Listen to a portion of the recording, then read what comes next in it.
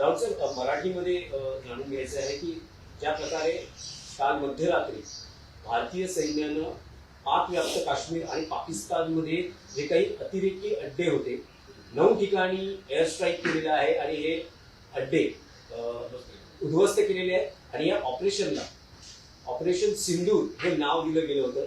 या सगळ्यावर तुमची काय प्रतिक्रिया आहे? सगळ्यात आधी म्हणजे भारतीय सेनेचं, मी म्हणेन तिन्ही सेना दलाचं, नौदल असेल, हवाई दल असेल आणि भारतीय लष्कर असेल, तिघांनाही सॅल्यूट करावा अशी ही कारवाई आहे. देशानं जय हिंद म्हणून सॅल्यूट करा अशा प्रकारची कारवाई आज पहाटे भारतीय सेनेनं केली. पाक व्याप्त काश्मीरमधल्या अतिरेक्यांच्या 9 अड्ड्यांवर हवाई हल्ले केले, ज्याला तुम्ही एअर स्ट्राईक म्हणता, हवाई हल्ले केले. आणि त्यासाठी आता कोणी पुरावे मागण्याची गरज नाही. हल्ले झाले की नाही, जे बागलकोटच्या वेळेला झालं होतं, प्रत्यक्ष आम्ही ते पाहतोय. पाकिस्तानची झालेली पळापळ, पडलेले बॉम्ब, झालेलं नुकसान, जैश ए मोहम्मदचा जो प्रमुख अड्डा होता त्याच्यावरती बॉम्ब पडले आहेत. म्हणजे जे टार्गेट होतं सैन्याचं ते अत्यंत परफेक्टली ते टार्गेट त्यांनी अचीव केलेलं आहे. हा सैन्याचा एक अभ्यास आणि सैन्याचं काम आहे, त्याच्यावरती आपण चर्चा करणं. आता मी पाहतो चॅनल्सना सैन्याने काय केलं आणि काय केलं पाहिजे वगैरे याच्यावर चर्चा करतात. त्या थांबल्या पाहिजेत. आज आम्ही सामनात म्हटलं हे आपलं काम नाहीये, हे आमचं काम नाहीये. भारतीय सैन्यानं पेहलगाव दहशतवादी हल्ल्याचा बदला घेतला.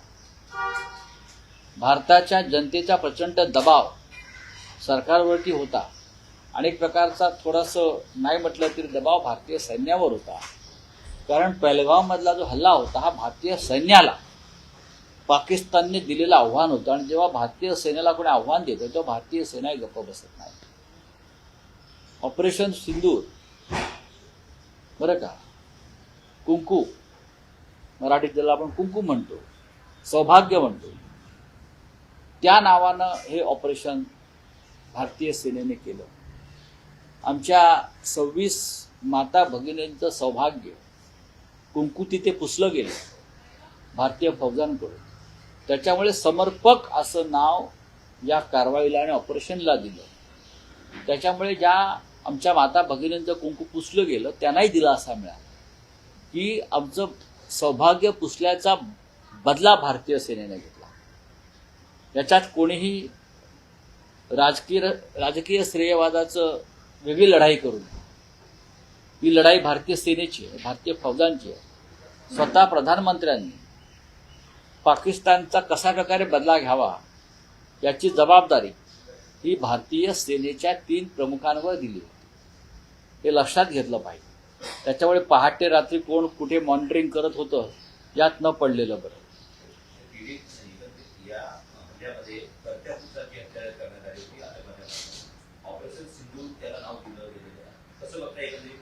मला असं वाटतं ही सुरुवात आहे. ज्याला तुम्ही ट्रेलर म्हणता ही सुरुवात आहे. भारतीय सेनेचा जर कोणी अभ्यास केला आतापर्यंत गेल्या स्वातंत्र्यानंतर, तर भारतीय सेना ही कोणती कारवाई करताना उथळपणा किंवा घाई करत नाही.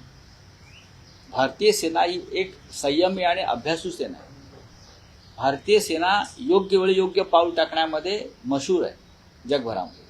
आणि जगातल्या नामवंत फौजांमध्ये भारतीय सेनेची गणना होते. त्याच्यामुळे भारतीय सेना जे करते ते योग्य करते. कोणी घ्यावा नाही बघा. असं जर कोणी करत असेल तर ते 26 मृतांच्या टाळूवरचं लोणी खाण्याचा प्रयत्न करतात.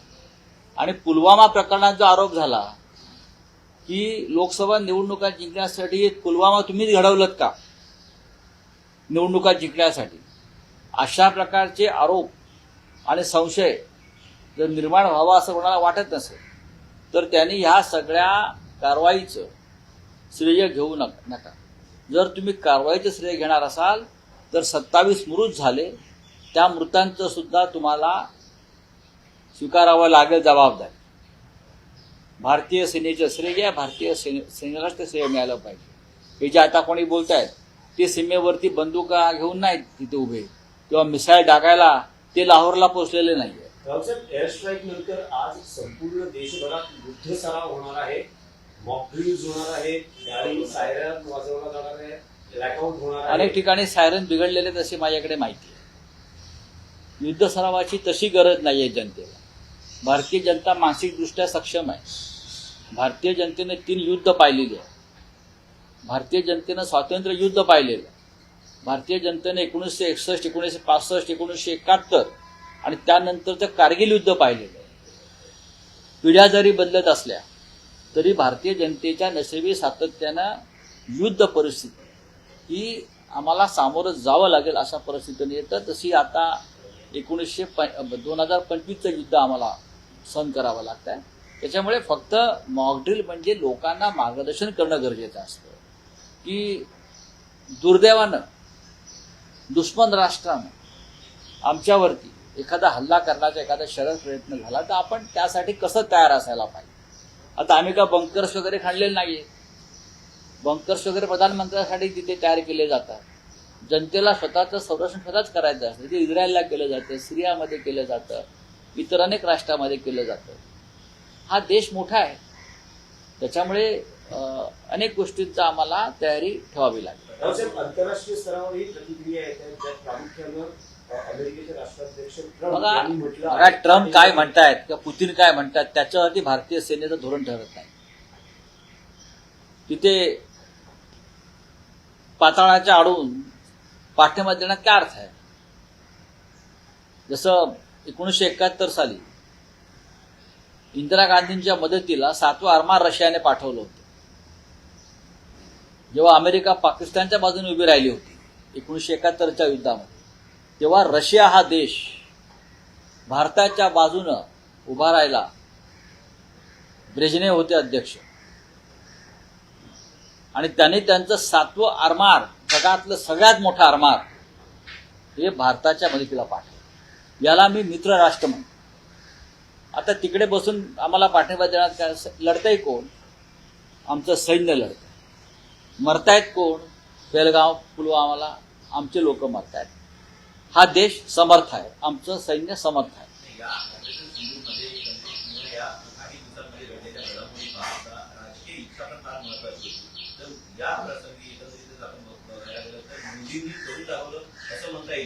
बघा, मोदींनी करून दाखवलं म्हणजे मोदी देशाचे पंतप्रधान आहेत ना. मोदी देशाचे पंतप्रधान आहेत. खरं म्हणजे सगळ्यात आधी मोदींनी अमित शहाचा राजीनामा घ्यायला पाहिजे होता, करून दाखवायचं होतं. ते मी वारंवार सांगतोय. 26-27 महिलांचं जे सिंदूर कुंकू पुसलं गेलं त्याला जबाबदार देशाचे गृहमंत्री अमित शहा आहेत.